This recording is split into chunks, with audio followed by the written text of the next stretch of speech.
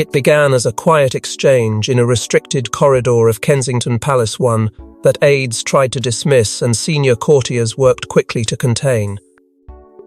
But the look on Catherine, Princess of Wales's face as she emerged told a different story. Something irreversible had just been set into motion, and it involved a key that had not changed hands in decades.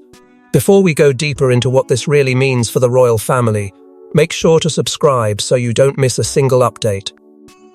What happened in that corridor did not appear on any official schedule, and yet, those familiar with palace routines immediately sensed that something had shifted beneath the surface. Reports suggest that the meeting between Princess Anne and Catherine had been arranged quietly, without formal record, bypassing the usual channels that govern even the smallest royal engagements. That alone was enough to raise concern among senior aides, who understand that in a system built on precision, silence is rarely accidental. In the hours that followed, subtle but unmistakable changes began to ripple outward. Access protocols around restricted archives were quietly tightened, long-standing permissions reviewed, and inquiries about certain legacy items were redirected with unusual firmness. It was as if an invisible boundary had been drawn overnight, one that only a select few could even perceive. Insiders whisper that Catherine was seen leaving not empty-handed, but carrying a sealed red case, small, deliberate, and handled with a level of care usually reserved for documents of the highest sensitivity. No announcement followed. No explanation was offered. And yet, those who have spent years observing the monarchy's inner workings began to connect the dots. The whispers quickly turned toward one name, one legacy that still casts a long shadow over the institution: Queen Elizabeth, the Queen Mother. Her private collection, rarely discussed in public and fiercely protected in private, has long been regarded as more than a trove of jewels. It is a symbol of continuity, of personal sovereignty within the Crown's rigid framework. The suggestion that Catherine had been linked to that legacy, even indirectly, was enough to unsettle the delicate balance that governs royal hierarchy. What made it more unsettling was not just the secrecy, but the timing. With the monarchy already navigating quiet internal pressures, any movement involving legacy assets carries weight far beyond its surface meaning. Those familiar with the palace environment began to describe the moment as symbolic yet deeply consequential. A phrase that lingered because it hinted at something larger than a simple exchange. Catherine's composure, usually so steady, appeared momentarily shaken as she stepped away from that corridor, and that single detail, small, almost imperceptible, only fueled further speculation. Because within the monarchy, emotion is rarely visible unless the stakes are extraordinarily high. And so, without a single official word, a narrative began to form, one built not on declarations, but on patterns, silences, and the unmistakable sense that a line had just been crossed. But what Catherine had just been entrusted with wasn't merely symbolic, it was a transfer of power, rooted in one of the monarchy's most protected secrets. Long before today's royal tensions, there existed a vault sealed, catalogued and fiercely protected, hidden within the private holdings of the Crown, its contents untouched by modern disputes, but never free from their shadow. What makes this vault so powerful is not simply what it holds, but how it came to exist in the first place. Reports suggest its origins trace back to the early decades of the 20th century, when Queen Elizabeth, the Queen Mother, began quietly assembling a collection that would never be fully disclosed to the public. Unlike the crown jewels ceremonial, state-owned and bound to tradition, this collection was described in private records as personally held, a distinction that carries enormous weight within royal protocol. Because in a monarchy governed by rules that are both written and unwritten, the difference between what belongs to the crown and what belongs to the individual can shape entire power structures. And this vault, it seems, existed firmly in that delicate grey area. Insiders whisper that within its confines are pieces that go far beyond ornament, rare brooches gifted during wartime alliances, tiaras tied to pivotal diplomatic moments, and jewels that carry stories of survival, sacrifice, and quiet influence. These are not merely decorative heirlooms, they are fragments of history, each one layered with meaning that only a handful of people are ever allowed to fully understand. Some reports even suggest that certain items were deliberately withheld from public appearances, preserved instead as private symbols of resilience during periods when the monarchy itself faced uncertainty. That decision alone hints at a deeper intention, one that transforms the vault from a collection into something far more strategic. What is perhaps most striking is how the vault has been governed over the years. There are no sweeping public decrees outlining its control, no formal announcements marking its transitions. Instead, its authority appears to have been maintained through private directives, sealed letters, and deeply personal instructions documents that, according to those familiar with royal administration, were often placed beyond the reach of standard institutional oversight. Access was never granted lightly. It was reserved for individuals who had earned not just trust, but absolute confidence in their discretion. To be given proximity to this vault was to be acknowledged as someone who understood the weight of legacy, someone capable of carrying responsibility without seeking recognition. And that is where the deeper significance begins to take shape. Because this vault was never just about safeguarding valuables, it was about preserving continuity. Its existence reinforced a quiet but powerful truth, that within the monarchy, certain legacies are too sensitive to be governed by public systems alone. They require guardians, chosen carefully, who can operate within the shadows of tradition while upholding its most sacred principles.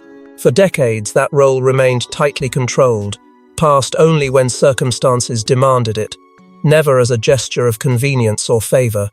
So when whispers began to link Catherine to this hidden legacy, the reaction was immediate, even if it remained unspoken. Because anyone who understands the history of this vault knows that its influence extends far beyond its physical contents. It represents lineage, discretion, and the delicate balance between personal authority and institutional duty. And if that balance is ever altered, even slightly, the consequences can ripple outward in ways that are impossible to predict. But what Catherine had just been entrusted with wasn't merely symbolic, it was a transfer of power rooted in one of the monarchy's most protected secrets. Behind closed doors, the calm surface of royal tradition had already begun to fracture, because not everyone agreed on who should hold influence over the past, or control the future it represents. What had once been governed by quiet understanding was now, according to those familiar with palace dynamics, shifting into something far more complex. Reports suggest that within the inner circles of the royal household, subtle divisions had begun to emerge, divisions not openly acknowledged, but deeply felt. At the center of it all was the question of legacy control. Not the public-facing duties, not the ceremonial appearances, but the hidden structures that define who truly safeguards the monarchy's most sensitive assets. And it is within that space that tensions reportedly began to grow. Insiders whisper that Queen Camilla had, in recent months, shown a quiet but noticeable interest in expanding her influence over certain private collections assets that, historically, have remained outside the reach of broader royal oversight. This was not framed as a direct challenge, at least not outwardly. Instead, it appeared as part of a wider conversation about modernization, about making aspects of the monarchy more accessible, more aligned with contemporary expectations. But within the context of tradition, such proposals are rarely neutral. Because to modernize access is, in many ways, to redefine authority. And for those who have spent decades preserving strict lineage rules, that shift can feel less like progress and more like erosion. The situation became even more delicate when these discussions reportedly reached King Charles III. Already navigating the pressures of leadership under difficult personal circumstances, he is said to have found himself caught between competing visions. On one side, the call for evolution subtle, but persistent. On the other, the weight of tradition, reinforced by figures who have long served as its guardians. Those familiar with the dynamics describe his position as increasingly strained, not because of open conflict, but because of the quiet intensity with which these opposing forces were beginning to assert themselves. It was not a confrontation, at least not yet. But it was no longer a simple matter of consensus either. Court insiders began to describe the atmosphere in measured but telling terms, quiet but escalating. A phrase that suggests more than it reveals. Because in a system where disagreement is rarely visible, escalation does not arrive with noise. It builds in silence, in carefully worded conversations, in decisions that appear routine but carry deeper implications. And within that environment, certain individuals began to stand out not for what they said, but for how they were positioned. Among them, Catherine, Princess of Wales, emerged as a figure of growing stability, not by asserting authority, but by embodying it in a way that aligned seamlessly with the institution's core principles. That distinction matters, because in moments of uncertainty, the monarchy does not simply look for leadership, it looks for continuity. And Catherine's approach, measured, composed, and deeply respectful of tradition, appeared to resonate in a way that others did not. Reports suggest that her role was not formally expanded, but informally reinforced, as those around her began to recognize the value of her steadiness amid shifting internal dynamics. It is in these quiet recalibrations that the true direction of the monarchy often reveals itself, not through declarations, but through trust. And as these tensions continued to unfold beneath the surface, the significance of that earlier exchange, the one that seemed so contained, so discreet, began to take on a different meaning. Because in a landscape where influence is constantly negotiated, any act that appears decisive carries weight far beyond its immediate context.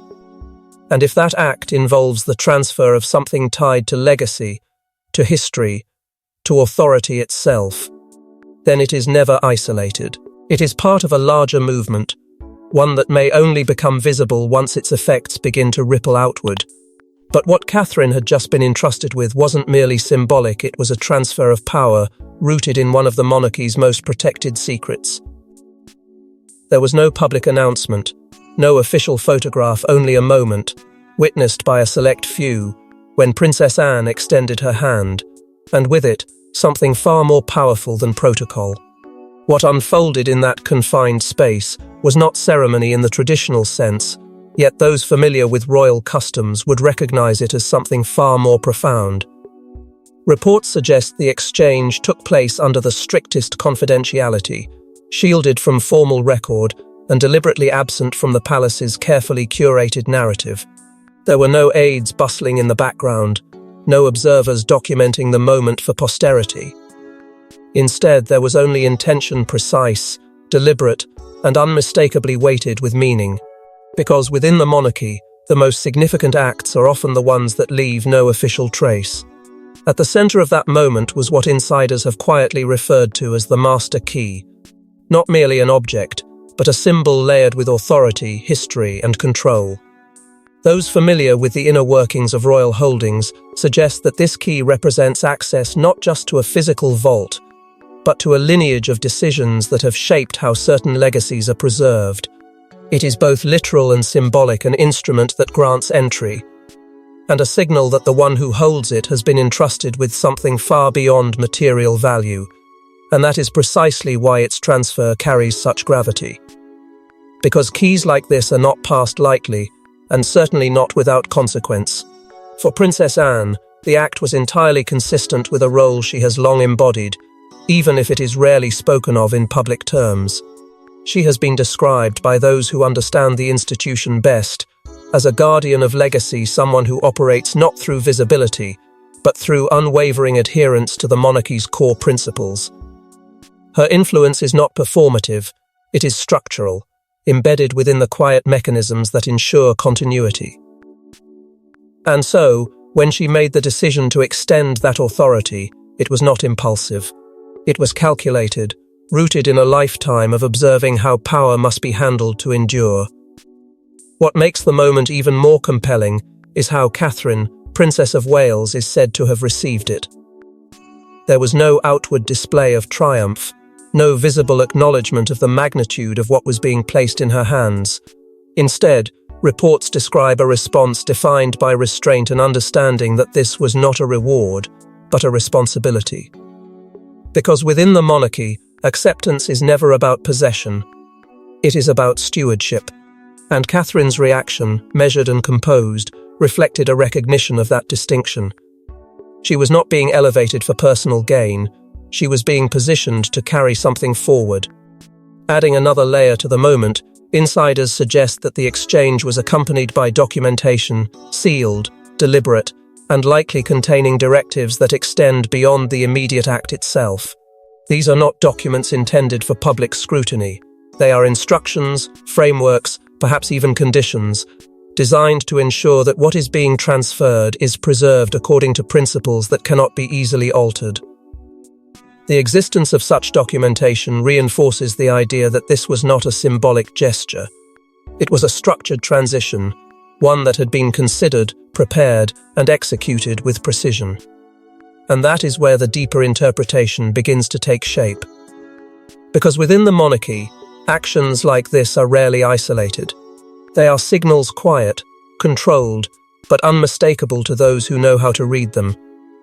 The decision to place this authority in Catherine's hands has been widely interpreted, in private circles, as a deliberate endorsement of her future role. Not through proclamation, but through trust. A trust that suggests continuity, stability, and alignment with the institution's most guarded traditions. And in a system where legitimacy is often reinforced through subtlety rather than spectacle, that kind of endorsement carries immense weight.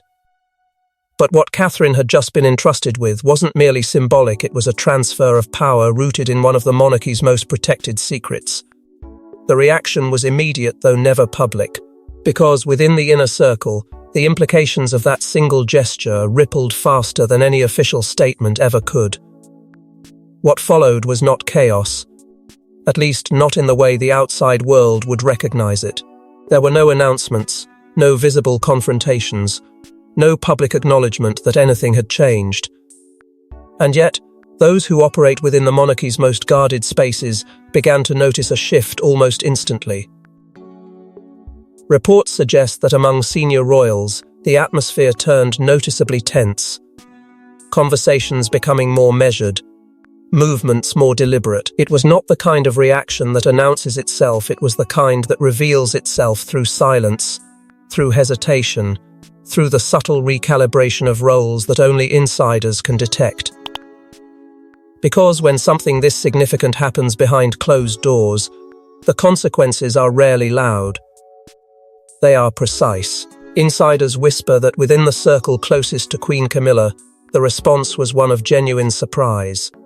Described by those familiar with internal dynamics as caught off guard, her camp reportedly had little indication that such a decisive move was imminent. That detail alone carries weight, because in a system where information is carefully managed, being unprepared is not just inconvenient, it is revealing. It suggests that the decision to transfer that level of authority was not part of a broader negotiated understanding, but rather a controlled action executed with intent and discretion. And for those who may have expected to be included in such decisions, the exclusion itself becomes part of the message. Behind the scenes, advisors and senior aides are said to have moved quickly, not to contain the situation, but to interpret it. Because the immediate question was not what had happened that much, in fragments was already becoming clear, but what it meant. The legal implications alone were enough to prompt concern. If the transfer involved not just symbolic authority but documented directives, then its impact could extend into areas that are rarely touched without careful planning. Access rights, custodial responsibilities, even the framework through which certain assets are governed, all of these suddenly became subjects of quiet analysis. It was not panic. It was calculation. What made the situation even more delicate was the reported sequence of communication. According to those familiar with the unfolding events, King Charles III was not positioned at the center of this decision from the outset. Instead, it is suggested that he was briefed after the fact, a detail that has not gone unnoticed among those who understand the monarchy's internal balance. Because while the sovereign holds ultimate authority, the mechanisms of tradition often operate on parallel tracks that can, at times, move ahead of formal acknowledgement. For a king already navigating complex pressures, Being brought into the loop after such a move adds another layer of strain, one that does not manifest publicly, but carries significant internal weight. As the implications continued to unfold, whispers began to surface about what might come next. If one area of access had been redefined, could others follow? Could long-standing privileges be quietly reviewed, adjusted, or even restricted? These are not questions that generate headlines immediately, but they are the kind that linger within institutional frameworks, shaping decisions long before they are ever revealed. And it is precisely this uncertainty that began to deepen the sense of unease among those watching closely. Because within the monarchy, change rarely stops at a single point, it tends to move outward, affecting structures that once seemed immovable. Meanwhile, beyond the palace walls, fragments of the story began to surface. Media insiders, attuned to even the faintest shifts in royal dynamics, started to pick up on the subtle signals, unusual scheduling changes, altered access patterns, the quiet absence of certain expected appearances. Nothing concrete, nothing confirmed, but enough to suggest that something significant had taken place. And as these fragments began to circulate, the narrative started to take shape, not through official channels, but through the careful assembly of details that, when viewed together, pointed toward a single conclusion. A shift had occurred, and its impact was still unfolding. But what Catherine had just been entrusted with wasn't merely symbolic, it was a transfer of power rooted in one of the monarchy's most protected secrets. Because the vault was never just about jewels, it was about memory, identity, and the quiet enduring power of those who came before, and those chosen to carry that legacy forward. To understand the true weight of what has been set into motion, one has to look beyond the surface of glittering stones and polished settings, and instead focus on what those pieces represent. Reports suggest that the private collection assembled by Queen Elizabeth, the Queen Mother, was never intended to function as a display of wealth alone. It was in many ways a living archive, each piece tied to a moment that shaped the monarchy's survival, its adaptability, and its resilience during times when its very existence was tested. There are whispers of brooches worn during the darkest days of wartime, when appearances were not about grandeur, but about reassurance. Tiaras that marked coronations, not merely as symbols of authority, but as declarations of continuity in an uncertain world. Gifts exchanged in diplomatic moments that quietly reinforced alliances without ever needing public acknowledgement. These are not objects that can be separated from their history. They are history, preserved in a form that can be carried, protected, and, when necessary, withheld. And that is precisely why the vault has always existed outside the ordinary structures of royal administration.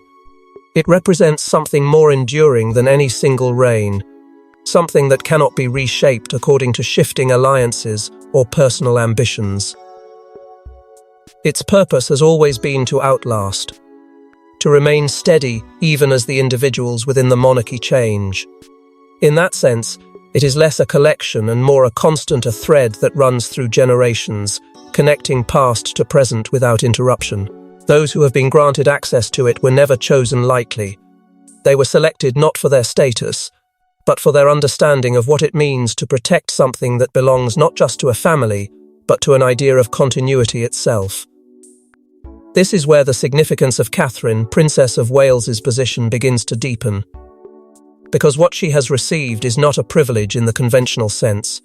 It is not an inheritance to be enjoyed or displayed. Instead, it reframes her role entirely, shifting it towards stewardship. She is not being asked to possess these pieces, but to safeguard what they represent. That distinction is critical, because within the monarchy, the difference between ownership and responsibility defines everything. And by placing her in this position, those who made the decision are signaling something far more profound than a simple transfer. They are identifying her as a custodian of heritage, someone entrusted with ensuring that the meaning behind these objects is neither diluted nor forgotten. Outside the palace, the silence surrounding this development has only intensified public fascination. With no official confirmation, no detailed explanation, speculation has filled the gaps, drawing attention to the vault in ways it has not experienced in decades. Experts, historians, and royal observers have all begun to weigh in, noting the rarity of such a move. Because in a system that values stability above all else, changes of this magnitude are not made lightly. They are deliberate, calculated, and often indicative of a broader shift that has yet to fully reveal itself. And as more attention is drawn to this quiet transition, the question that lingers is not just why it happened, but what it sets in motion. Because if the vault represents continuity, then any change in its guardianship signals an evolution in how that continuity will be preserved. And evolution within the monarchy is never a simple process. It carries with it the weight of expectation, the pressure of precedent, and the constant tension between honouring the past and preparing for the future. Catherine now stands at the intersection of those forces, positioned not by circumstance, but by choice, a choice that reflects trust, but also responsibility on a scale that few are ever asked to bear. But what Catherine had just been entrusted with wasn't merely symbolic, it was a transfer of power rooted in one of the monarchy's most protected secrets. In a monarchy where nothing is accidental, this single decision may have redrawn lines that had remained unchanged for generations, and not everyone is prepared for what comes next. What began as a quiet, controlled transfer has now started to reveal its broader implications, not through public acknowledgement, but through the subtle reshaping of influence behind palace walls. Reports suggest that Catherine, Princess of Wales's position within the royal hierarchy, has begun to evolve in ways that are difficult to ignore, not through titles or formal declarations, but through trust and intangible yet powerful currency within the monarchy. Those familiar with internal dynamics have noted a growing tendency for key decisions, particularly those tied to legacy and continuity, to orbit closer to her sphere. It is not a sudden ascent, but a gradual consolidation, one that reflects confidence placed in her ability to uphold the institution's most guarded principles. And in a system where authority is often signalled rather than stated, that shift carries profound meaning. At the same time, Princess Anne's role appears to have taken on an even sharper strategic clarity.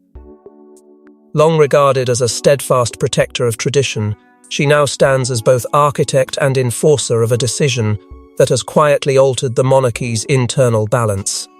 Insiders suggest that her actions were not merely reactive, but anticipatory, designed to secure continuity at a moment when competing pressures threatened to blur established boundaries.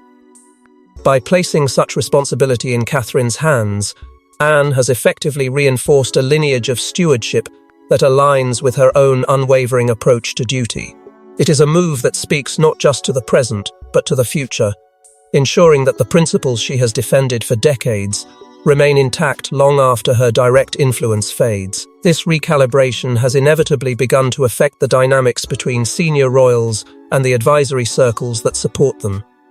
Conversations that once followed predictable patterns are now, according to those with insight into palace operations, taking on a more cautious tone.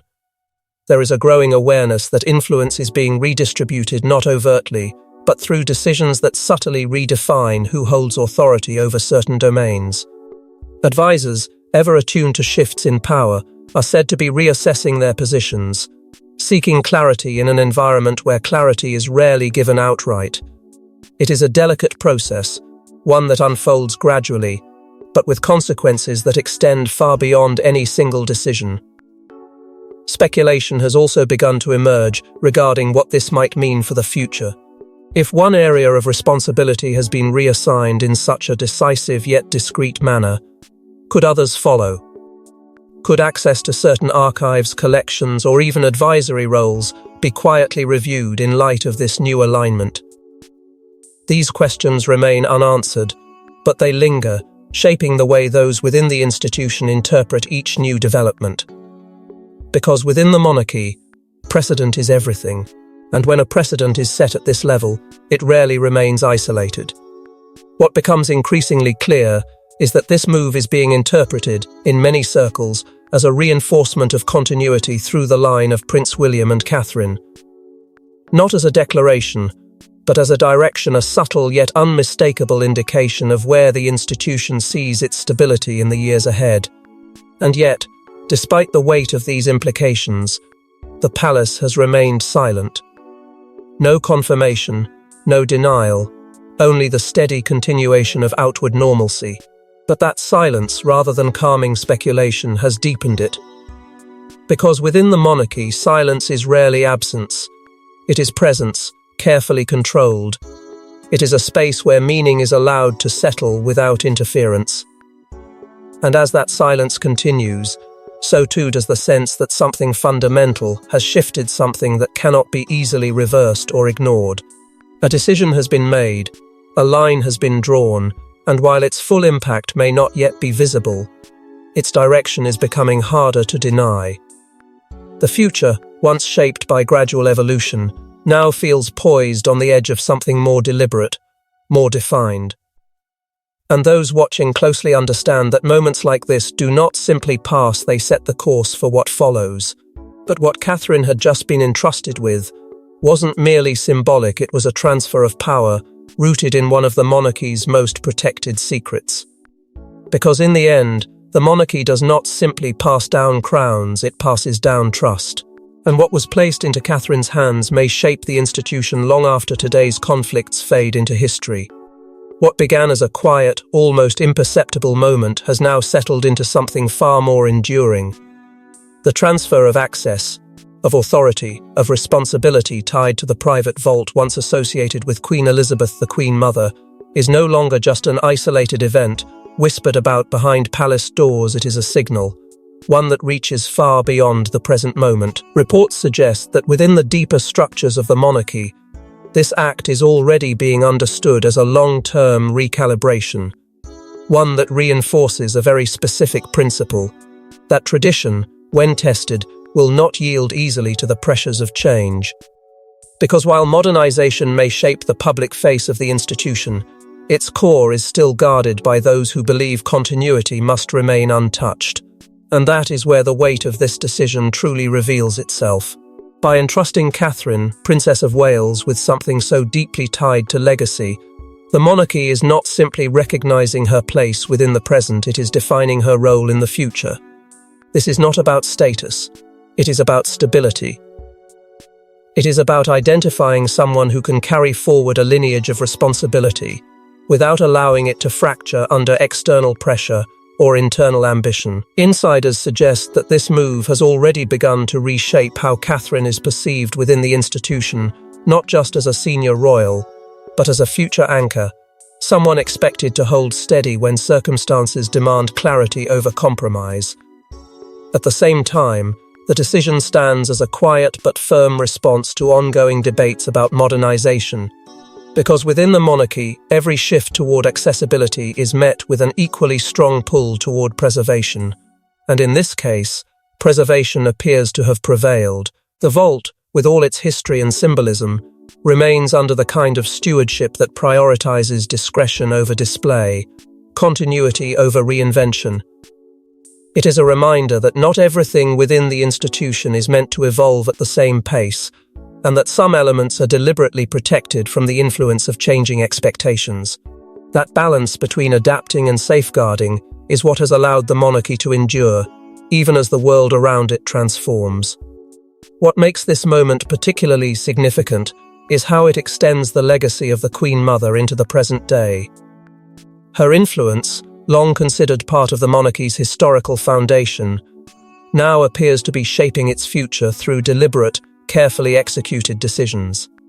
The idea that her collection, her intentions, and her approach to legacy management continue to guide actions decades later reinforces the notion that within this institution, the past is never truly past.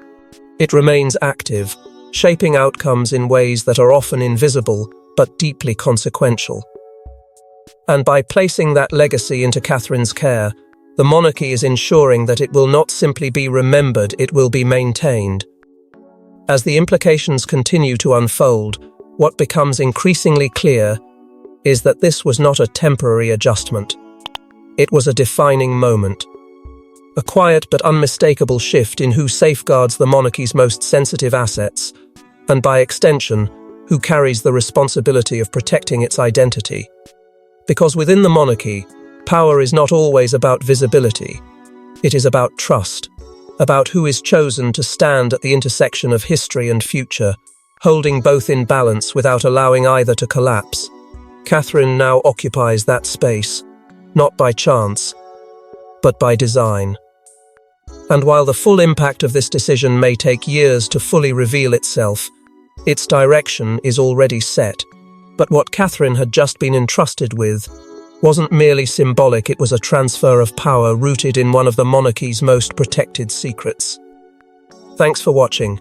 Please don't forget to like and subscribe, and we will see you in next one.